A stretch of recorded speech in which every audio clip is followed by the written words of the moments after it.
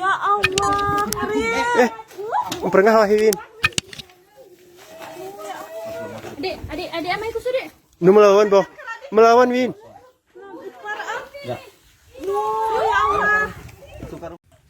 Syederalun viral di media sosial. Pihak Badan Penanggulangan Bencana Daerah atau BPBD Bener Meriah menyelamatkan ular jenis king cobra yang masuk ke dalam rumah warga di Kampung Ramung Arakuyun, Kecamatan Celala, Kabupaten Aceh Tengah. Video tersebut diunggah di akun Facebook BPBD Bener Meriah pada Minggu 25 September 2022. Dalam teks video tersebut tertulis relawan Damkar Bener Meriah, Bang Roni sedang mengamankan satu ekor ular king cobra dengan panjang 4,8 meter.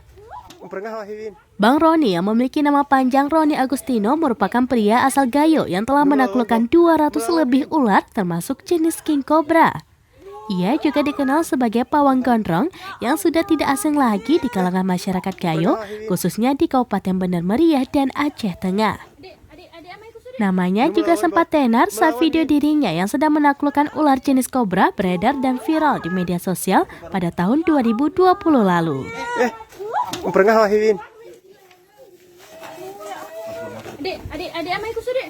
Nu melawan, boh. Melawan, Win.